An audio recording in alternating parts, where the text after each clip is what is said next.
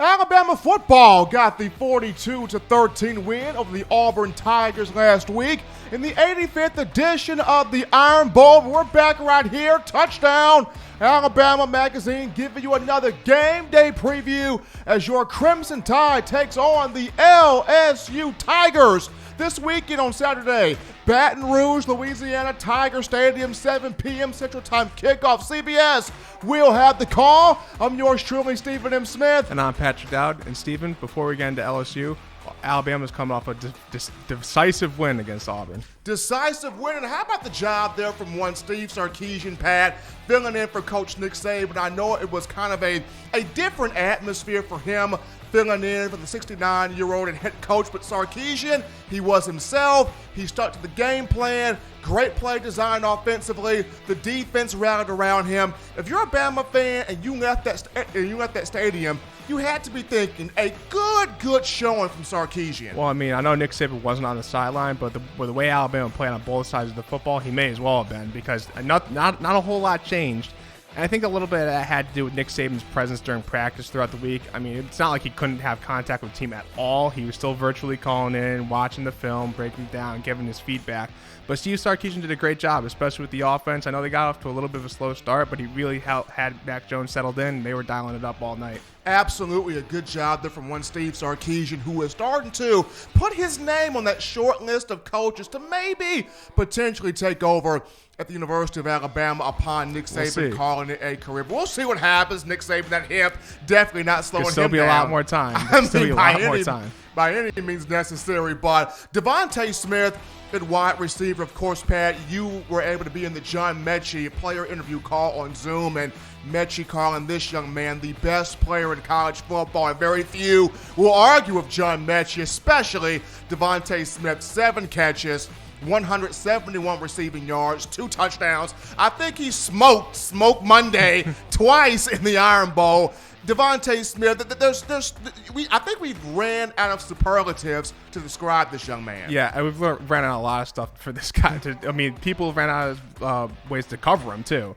You can double team him, you can send extra guys, you can scheme around him. Just nothing seems to work. He always seems to get open, especially on that for his first long touchdown against Auburn. Talk about pump and go get it, boy. I think there was a picture on social media where there was just nobody around him when he was about to catch the ball. I mean, he's just on a different level than everybody else.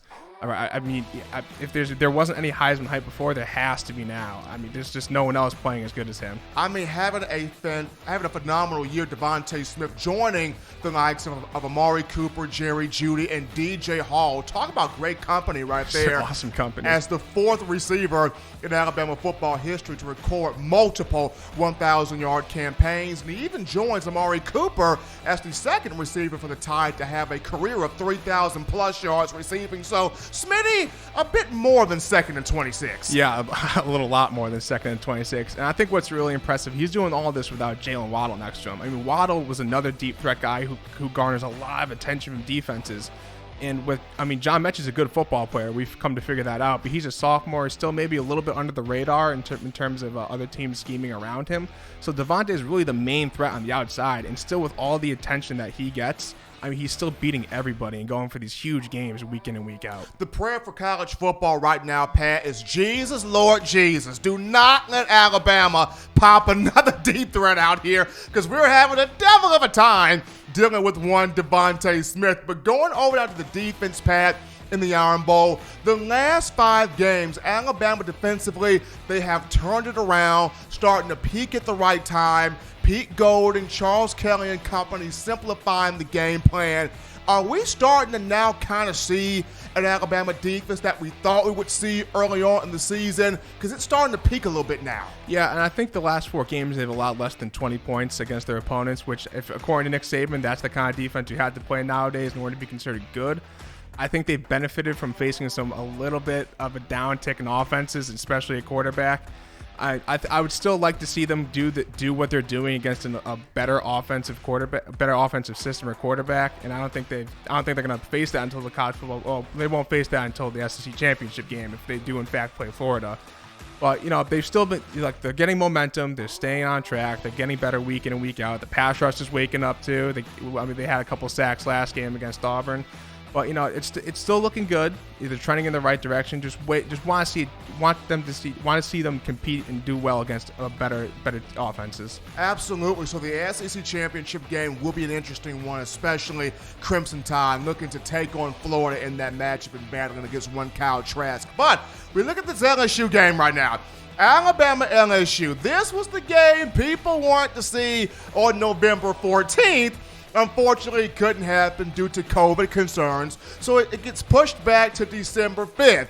This is a game that Alabama fans had circled on the calendar since last year. Whether it was a conference-only schedule or a full schedule, Bama fans had 3 games marked down as must-get games. They had Georgia marked down, they had Auburn marked down, and they had LSU marked down. Crimson Tide now 2/3 of the way through that, taking on the Tigers of LSU this weekend. Pat, this offense for the Bayou Bengals. Let's talk about that right now. It's been tough. It's been a tough go, especially when they lost Miles Brennan to an abdominal injury for the rest of the season, it looks like. And it didn't get much better when Terrace Marshall opted out earlier this week. And nothing's going well for them right now. I mean, does N.O. have offensive players, Pat? They did last year. I mean, when they had Justin Jefferson, Clyde Edwards-Helaire, Joe Burrow, with those guys, they could score a lot of points on a lot of people. It's just not clicking of late this year.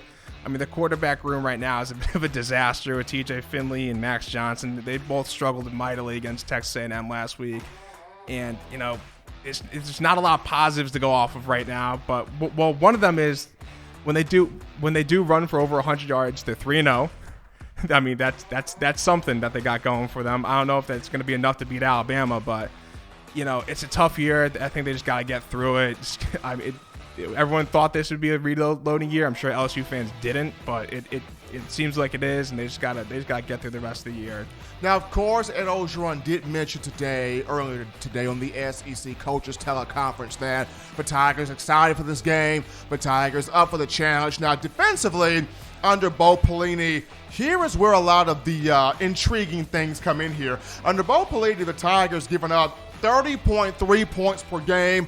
30 teams put a, not 33, not 33, excuse me, teams put a 40-piece on LSU, that being Mississippi State, put up 44 points to start the year. Missouri had 45 points, and even Auburn, as gimmicky at times as that offense is, put up 48 there on the Tigers. Now, like you mentioned, offensively, LSU lost a lot of pieces to the NFL draft. They lost a lot on defense as well. They brought back Jacoby Stevens, the senior in the secondary at safety. He's got 42 tackles to lead the team. They got defensive lineman, a junior, in Ali Gay from the transfer portal, and Gay's been good for him this year. 7.5 tackles for loss, has a sack, 6 pass breakups, 3 quarterback hurries for him. B.J. Ojulari this season, 4 sacks, 3 quarterback hurries, and even Eli Ricks, not Derek Stingley, who's the main big play guy in the secondary, has 4 pass breakups this year, no picks, after having 6 interceptions a season ago. But Eli Ricks, 3 interceptions this year, 2 pass breakups, and 1 touchdown. So the Tigers having trouble on the offensive end, having trouble on the defensive end, like you mentioned, Pat. It's not what Tiger fans want to see, especially after perfect season last year, undefeated, ran through college football, get a national championship, all of these accolades coming in your direction. I'm pretty sure fans were drunk with excitement on Bourbon Street, and then the reality check hits. It's painful, it's difficult. LSU 3-4, but one of the things they like to do is spoil the success of Alabama, and they will try to do that this weekend at Tiger Stadium. But Pat, the line on this game, I mentioned, you told me 29.5. It's large, and I think Alabama's going to cover that and then some. I mean, I know LSU, their defense played a little bit better last week against Texas A&M, but Alabama's offense is a completely different beast. I mean, this season they're just going to have to ride on that last season with the national championship. So, I mean, I don't think it's going to look good for them this weekend. The program's been on autopilot, Pat, since the championship. Well, look, I think you have a 2-year grace period with the national championship. Okay. I think 2 years. 2 years. Okay. You can celebrate all this year. I mean, not everyone can be a dynasty, you know? Okay. Not everyone can be a dynasty. You have 2 years to celebrate it, but then you got to get back in the mix. Okay, so according to Dr. Pat right here, a 2-year grace period for LSU. Now, for Coach Saban at Alabama, and Coach Saban did mention he's feeling a lot better this week. He is expected to coach in this game against the Tigers. Since 2008, all-time, Saban 5-1 as the Alabama head football coach and taking on LSU at Tiger Stadium. The only loss, 2010, Alabama suffered a 21-24 loss at the hand of those Tigers. But Alabama looking to get a huge victory this weekend. I see the Tide covering the spread as well. Going to be a fun matchup down there as I will take the road to cover this game. But Bama fans, this weekend, Alabama, LSU on Saturday. CBS will have the call on the game, 7 p.m. Central Time kickoff. The game will be played Tiger Stadium in Baton Rouge, Louisiana. Looking forward for this matchup. But for all of us here at Touchdown Alabama Magazine, I'm yours truly, Stephen M. Smith. And I'm Patrick Dowd. And you know what it is, folks. We'll see you next week.